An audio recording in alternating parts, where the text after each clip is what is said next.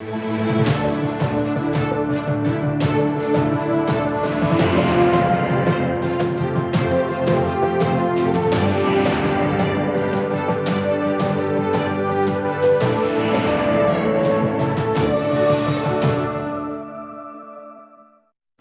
pessoal, o Câmara Aberta está começando e hoje fala sobre saúde.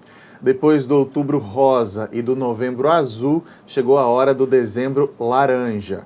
É com essa campanha aí que a Sociedade Brasileira de Dermatologia quer chamar a atenção para o câncer de pele. O Instituto Nacional do Câncer registra a cada ano 135 mil novos casos da doença no nosso país, o que corresponde aí a 25% de todos os casos de câncer no Brasil. O alerta é importantíssimo e a gente discute o assunto a partir de agora. Estamos recebendo a dermatologista Viviane Araújo. O Câmara Aberta está no ar.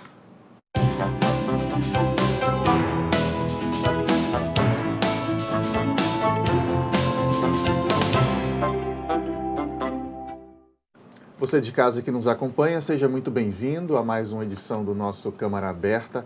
Doutora Viviane, muito bom recebê-la aqui, seja bem-vinda. Eu que agradeço a oportunidade.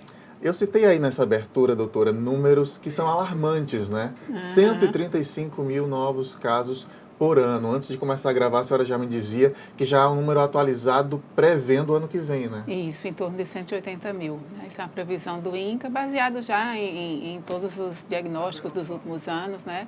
E a propensão aumenta, infelizmente, apesar de todas as campanhas. Mas Por que essa é a isso, expectativa. doutora? Onde é que a gente está errando mais na falta de prevenção, na falta de cuidados? Eu acho que é mais uma questão cultural, né? Nosso país, realmente, por ser um país muito ensolarado, as pessoas adoram tomar sol. E a gente sente isso no dia a dia do consultório, que, infelizmente, por mais que a gente alerte, que faça campanhas, né? Mas de vez em quando até chegam uns pacientes no consultório que meio que desafiam, né? Não, eu passo 1, 2 horas no sol, às vezes até que diário, sem se proteger, e já com lesões pré-malignas, às vezes até malignas, mas que infelizmente acham meio que brincadeira, assim, né? Infelizmente, assim, como o câncer de pele, a grande maioria, felizmente, é um câncer curável, então eu acredito que isso não cause, às vezes, o temor que deveria, né, termos em relação à proteção com a nossa pele. Falar um pouco de prevenção antes da gente falar da doença em si. A dica básica que a gente sempre escuta no noticiário, os dermatologistas insistindo, é o uso do protetor solar, não é isso? Deve ser diário mesmo, doutora? Deve ser em que situações? O uso do protetor, ele deve ser diário porque a gente se expõe ao sol diariamente, né? Então, essa ideia de que a gente deve se proteger só quando vai à praia é muito errada. Inclusive, a gente às vezes atende pacientes do interior, né, no consultório, e são pacientes que às vezes nunca frequentaram praia e a gente vê lesões bem típicas na pele, não só de câncer, mas de envelhecimento precoce, que é muito comum a gente ver nessas pessoas. E às vezes a gente fala para o paciente, senhora, o senhor tomou muito sol, né? Aí o paciente olha para a gente e faz, não, doutora, nunca tomei sol, nunca gostei de praia. Aí você vê que realmente é a associação de que acha que só existe sol se for na praia, né? Então, não existe isso. Onde você estiver exposto à radiação ultravioleta, e olha que a radiação ultravioleta não é só o sol, né? Hoje já sabe que lâmpadas fluorescentes, então pessoas que trabalham em ambientes fechados, um ambiente como esse que a gente está agora de um estúdio, muitas lâmpadas, né? Então, todas essas radiações são cumulativas, então é no decorrer da vida inteira que a gente vai recebendo e isso vai prestar conta depois de certa idade. Né? Então, mesmo que o paciente, na maioria das vezes, quando aparece alguma lesão, ele sempre fala para a gente, mas eu não estou mais tomando sol. Infelizmente, é a carga que ele tomou a vida inteira que está vindo, mesmo que naquele momento da vida ele não esteja mais se expondo com tanta frequência como, às vezes, na juventude.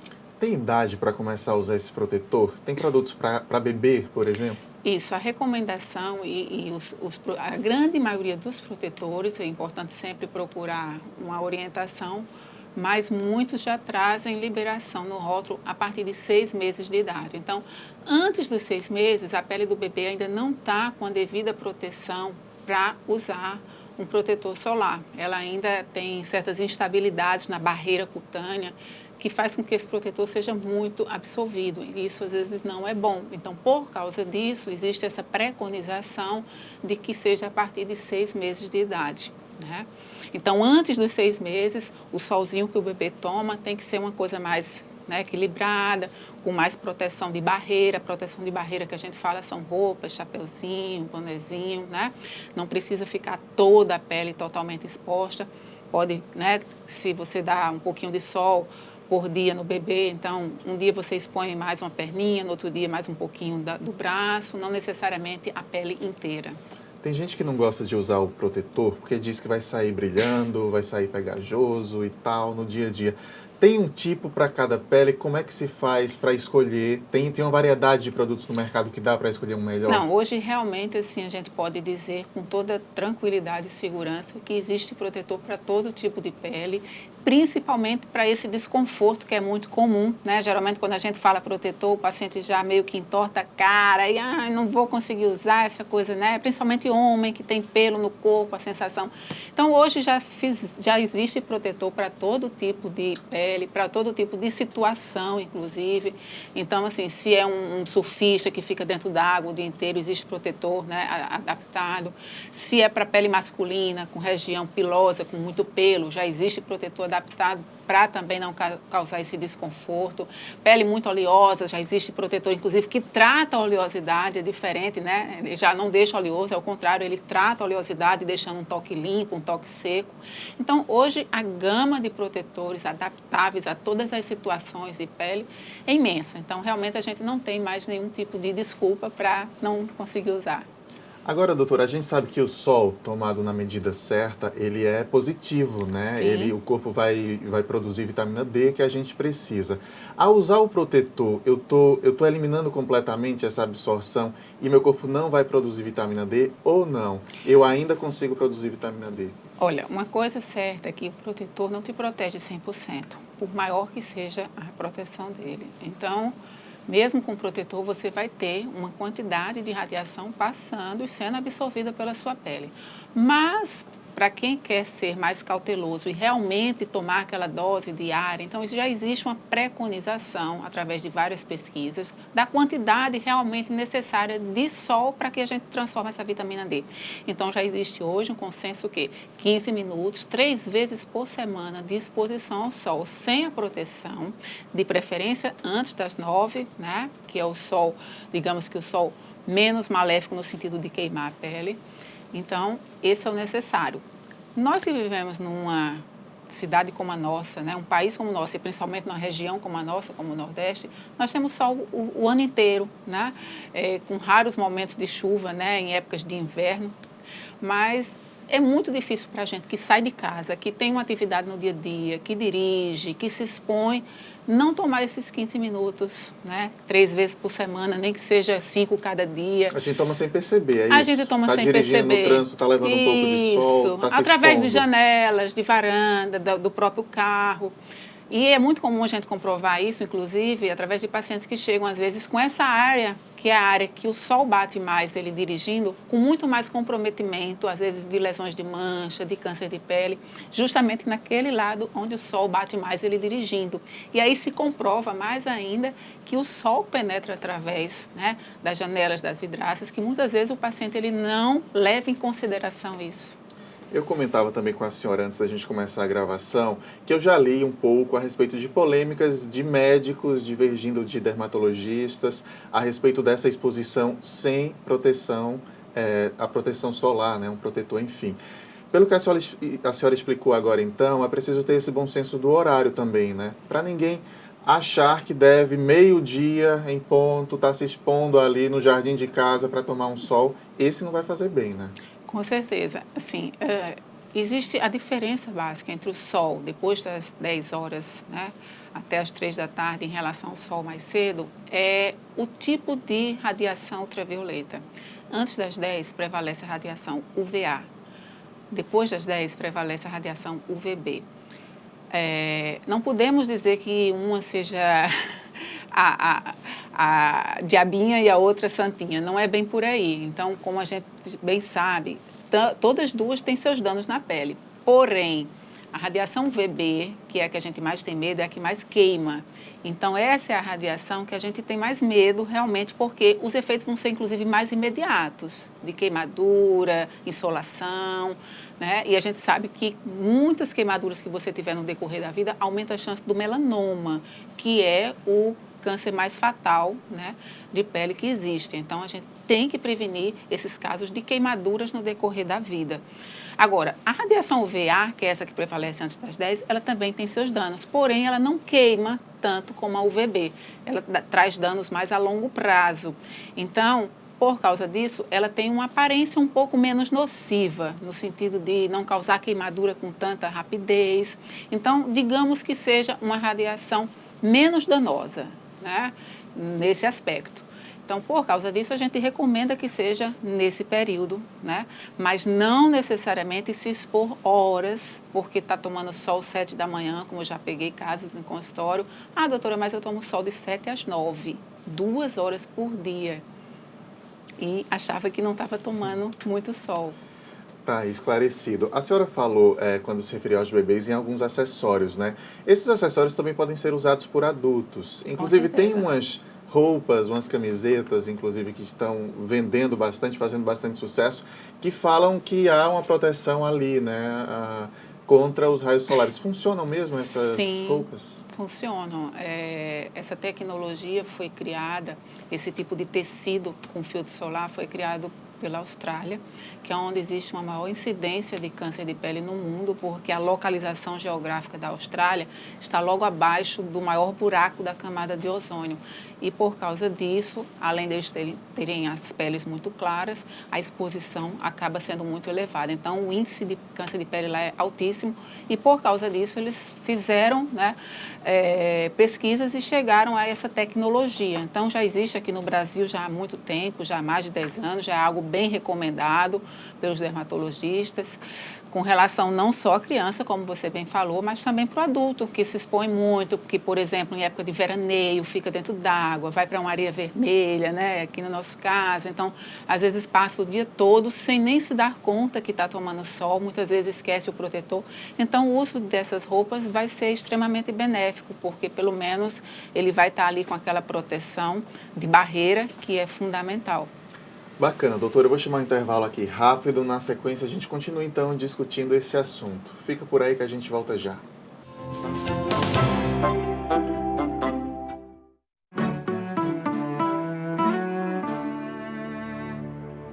Hoje eu resolvi cantar pra essa cidade que resolveu morar em mim e que me faz bem ver o sol nascer na mão, no mar, na areia, sentir o sanhal a correr na minha veia. Hoje eu resolvi cantar pra todo mundo que faz a cidade girar, acontecer, deixar nascer no coração as coisas boas, ver esse mundo girar em volta da lagoa. Nossa gente é feita de voz e a voz ressoa numa cidade feita de pessoas para as pessoas. Acesse joamaspessoas.com.br. Câmara Municipal de João Pessoa. Você fica constrangido quando encontra uma pessoa com deficiência? Então, está na hora de mudar. Deficiência não é doença e essas dicas são para você. Ao conversar com o cadeirante, procure sentar-se. Assim, vocês mantêm a mesma linha do olhar. Para ajudá-lo a subir um degrau, segure a cadeira com firmeza e incline para trás, levantando as rodinhas da frente. Para descer, faça a manobra de marcha ré, sempre apoiando para evitar solavancos. Mas nunca movimente a cadeira sem antes pedir permissão ao cadeirante. E em nenhuma hipótese, nem por um segundo, estacione na vaga reservada a pessoas com deficiência ou ao lado de guias rebaixadas. Você gostaria que construíssem um muro na porta da sua garagem? Pois é, quando você estaciona em lugares reservados, está impedindo que o deficiente físico se locomova. Cidadania é saber conviver com as diferenças.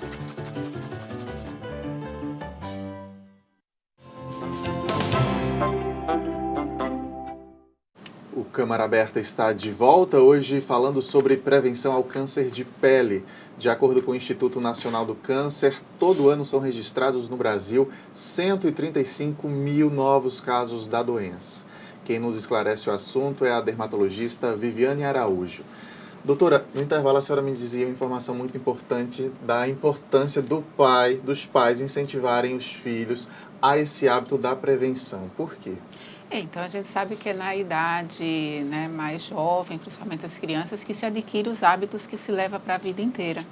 E já é bem conhecido que nos primeiros 20 anos de vida a gente toma a radiação, né, ultravioleta que vai causar os danos no futuro. Então, esses 20 anos iniciais são cruciais, tanto no sentido da gente prevenir toda a história da nossa pele, como também de adquirir esses hábitos que vão ser levados para o resto da vida. Então, é muito mais fácil para a criança, né, adquirir hábitos e implementar aquilo na vida dela, no decorrer da vida, do que já numa idade avançada, que dificilmente a gente consegue trazer grandes transformações, e sem contar que os danos já foram causados naqueles primeiros 20 anos.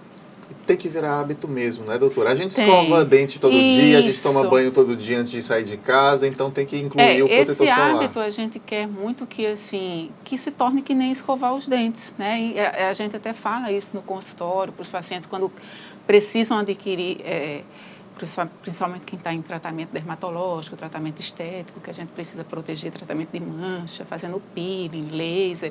Então, precisa de uma proteção muito bem feita. E para que a gente consiga que o paciente use, né, até 2, 3 vezes ao dia, que muitas vezes a gente pede isso, dependendo do tratamento. Então, a gente sempre fala, associe a questão de escovar os dentes com o protetor. Carrega o protetor junto com a escova, depois do almoço você vai no banheiro, repassa o protetor. Então, assim, associar esse hábito, digamos que de higiene, né, que é um hábito de prevenção, é fundamental. Bacana. Eu falei no primeiro bloco sobre a questão da vitamina D, né? O sol tomado da maneira correta vai nos fornecer essa vitamina D, que é fundamental por quê, doutora? E o que é que a ausência da vitamina D também pode causar? Classicamente, ela é muito vista como uma proteção para os ossos, mas a vitamina D, ela se comporta no nosso organismo como um hormônio e tem funções imunológicas importantíssimas, né? Até para mulheres grávidas, no sentido de preservar uma gravidez mais saudável, de evitar, inclusive, partos prematuros. Então, ela é um regulador hormonal. E principalmente na parte imunológica, como um vigilante até de alguns tipos de câncer que podem ser, porque muitos tipos de câncer têm a ver com desregulações imunológicas. E a vitamina D pode entrar justamente nesse tipo de prevenção, regulando e tornando o nosso organismo menos susceptível a esse tipo de agressão. Doutora, agora falando da doença em si, que sinais, que manchas, o que é que a gente precisa ficar atento e suspeitar que pode ter um câncer? Classicamente, os cânceres de pele são divididos entre os cânceres não melanomas e os cânceres melanomas, né? Felizmente, como já falamos, o melanoma, que é o mais agressivo, o mais fatal e que muitas vezes diagnosticado já em caso avançado, a sobrevida é muito curta. Mas, felizmente, a maioria dos cânceres são não melanomas, que são, entre eles, o basocelular, o carcinoma basocelular e o espinocelular. Esses tipos de cânceres, eles muitas vezes se desenvolvem de forma insidiosa e é aí que está o perigo. O paciente, às vezes, não leva muito a sério. Começa, às vezes, com um nódulozinho ou uma manchinha vermelha, sangrante, que às vezes não sangra.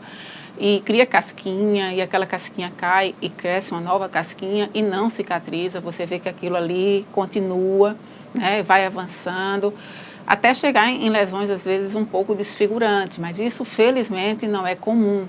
É mais comum em pacientes, às vezes, de área muito afastada aos serviços de saúde, né? Infelizmente, esses pacientes, quando chegam, às vezes, chegam com lesões muito desfigurantes, inclusive até no rosto. Então, obviamente, esse paciente vai passar por uma cirurgia muito mutilante, muito agressiva, mas, normalmente, e felizmente também, a gente consegue diagnosticar ainda lesões iniciais, que é a grande maioria, né? E lesões que retirada cirurgicamente, a grande maioria garante a cura. Então, são cânceres que você não precisa passar por quimioterapia, radioterapia, na grande maioria das vezes, né? Já o melanoma já é bem diferente, porque ele, caindo na corrente sanguínea, quando ele lesa a pele de maneira que cai rapidamente na corrente sanguínea, ele manda metástase muito rápida. Então, fígado, pulmão, cérebro são os órgãos que mais recebem essas metástases. E muitas vezes o paciente pode chegar a ser diagnosticado pelo câncer através das metástases e não através do câncer de pele. Isso é muito comum. Só descobrir depois, Só né? descobrir depois que o início foi o câncer de pele. Houve um mutirão, inclusive uma espécie de mutirão recentemente dessa campanha, né, do Dezembro Laranja. Eu vou até pedir para a diretora colocar alguns cartazes da campanha enquanto a doutora está respondendo, e que, assim, rapidamente foram identificados, né, diagnosticados vários casos aqui na Paraíba, né, doutora? A Sociedade Brasileira de Dermatologia promove anualmente uma campanha, né? Essa campanha ela é estabelecida no mês de novembro, né? E que serviços do Brasil inteiro participam com médicos voluntários. Aqui na Paraíba nós tivemos no Hospital Universitário, no Hospital São Vicente de Paula, né, e no Hospital Alcides Carneiro, em Campina Grande. E foram atendidos nesse dia de campanha em torno de 800 pacientes e foram diagnosticados 120 casos de câncer. Todos foram encaminhados já para ter sua resolução, sua cirurgia. Então, é uma campanha importantíssima, né, que a gente faz, e justamente para dar acesso, principalmente para as pessoas que têm dificuldade a um acesso mais rápido, né, que infelizmente a gente sabe pelo nosso sistema de saúde, muitas vezes tem que esperar meses. Então, essa campanha ajuda muita gente que está com lesões e que precisam de um diagnóstico precoce e de uma intervenção também precoce. Essa intervenção cirúrgica, por exemplo, que a senhora falou que em alguns casos, é a maioria dos casos? Ou existe laser ou até pomadas que resolveriam alguns casos de câncer? A cirurgia sempre é a conduta assim, mais assertiva, né? Existem alguns casos específicos que a gente pode tentar, né? Casos muito iniciais, alguns tipos de pomada que tratam de maneira imunológica o tumor. E em áreas muito que a gente precisa preservar tecido, que esteja muito no início, dependendo do tipo específico de carcinoma, pode-se usar alguns tipos de pomada, mas normalmente o tratamento é mais o cirúrgico mesmo. O laser não tem função nesse tipo de câncer, porque a gente vai destruir o tumor, se por acaso a gente usar o laser. E a gente precisa da peça intacta, normalmente, para fazer o anátomo patológico, que é a biópsia, para confirmar o tipo, a extensão. Então, isso a gente só consegue através da cirurgia. Então, acaba sendo o tratamento mais adequado e mais assertivo. Os outros sempre são tratamentos mais complementares e para casos muito particulares. E a gente pode falar de cura mesmo, né, na maioria dos casos. Sim, sim. Sendo, como eu falei, esses tipos, o basocelular, o espinocelular, eles têm um índice de cura muito elevado, porque eles não têm essa agressividade de penetração e disseminação com metástase, né? A agressividade desses tumores é mais local. Então, normalmente, se a gente faz uma cirurgia que realmente retira as bordas na profundidade e a gente consegue visualizar isso através do exame anatomopatológico, a gente pode garantir para o paciente que ele está curado daquela lesão. Porém, a gente sempre faz um acompanhamento periodicamente com esses pacientes, no início a cada 3 meses, depois a cada 6 meses, e nunca podemos perder esse paciente de vista, porque um paciente que teve uma lesão, ele é muito mais susceptível até outras, né? Então, ele tem sempre que estar sendo examinado, tem que ser bem orientado com relação à fotoproteção, para que realmente possa prevenir novas lesões. Doutora, eu já ouvi de muita gente, de algumas pessoas, vou dizer muita gente não, mas de algumas pessoas, a afirmação que é uma bobagem usar o protetor solar, aí fazem a comparação. Porque o agricultor lá do sertão nunca usou e a pele acabou se adaptando, reagindo, ficou mais grossa, mas enfim, ele não usa e passou a vida toda sem usar. É uma bobagem pensar assim, né? Com certeza, até porque existe um alto índice nessas pessoas, né? Muitas vezes essas pessoas, inclusive, vêm ao acesso, né, da rede pública já em casos avançados. Então, não é porque a pele dele se modificou e se protegeu, Não é bem por aí. O que acontece realmente na pessoa que toma muito sol é um espessamento da pele, um amarelamento, uma mudança total nas características da pele. Que já é uma tentativa de proteção do corpo, tentando correr atrás do prejuízo, digamos assim? Depende muito do tipo de pele, da genética do paciente, né? Então, o que a gente vê é que pessoas de pele muito clara, que têm uma tendência a avermelhamento, essas pessoas elas têm uma tendência mais elevada a câncer. Já as pessoas que têm uma pele um pouco mais grossa, que fica mais amarelada, elas são um pouco mais resistentes, mas olha, não é que por causa disso ela não vai ter. A gente encontra câncer de pele em pessoas que têm essa pele mais espessa.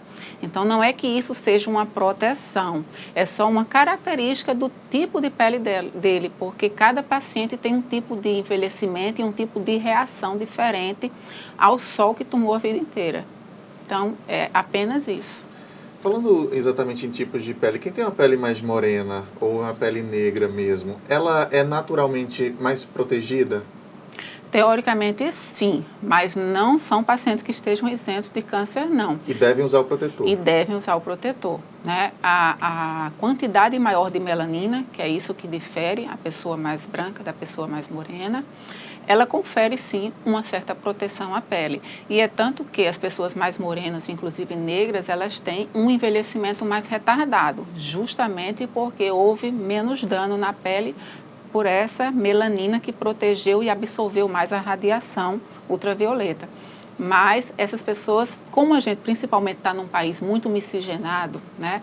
Então, às vezes a gente pega no consultório, é muito comum isso, pessoas morenas com características de pele branca. Isso é bem interessante. Então, essas pessoas, elas têm que ter uma proteção adequada, porque não é porque ela é morena, ela tem que ver todo o histórico familiar dela, a origem dela. Então, às vezes a gente pega uma pessoa morena com tendência a sardas, porque sardas, teoricamente, é mais comum em pele branca.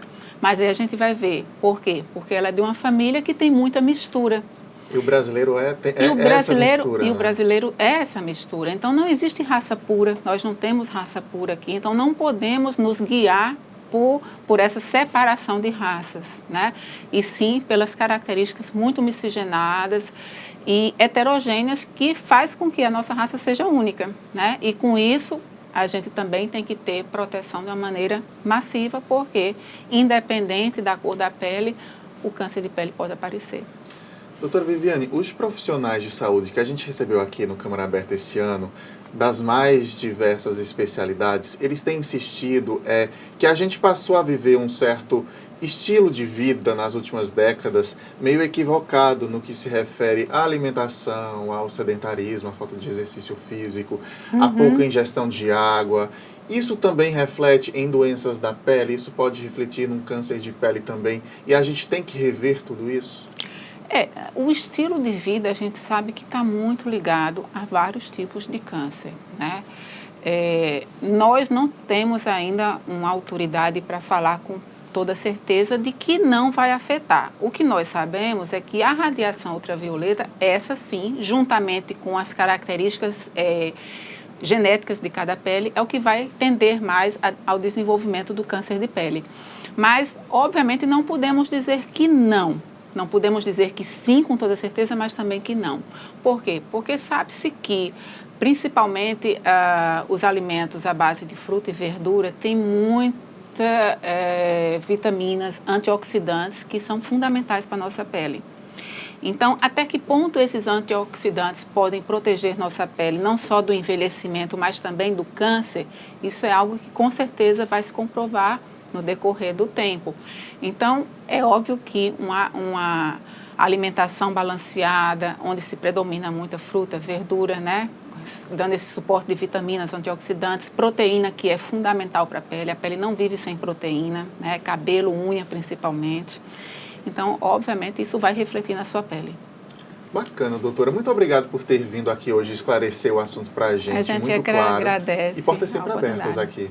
Obrigada. E queria deixar a fanpage da nossa Sociedade Brasileira de Dermatologia Paraíba, que ela tem muitas informações com relação a essa questão de prevenção, do Dezembro Laranja, com relação também a procurar o dermatologista, o profissional certo para cuidar da sua pele, que hoje em dia, infelizmente, a gente está vendo muitos profissionais se aventurando na nossa especialidade e o paciente tem que ser muito seletivo.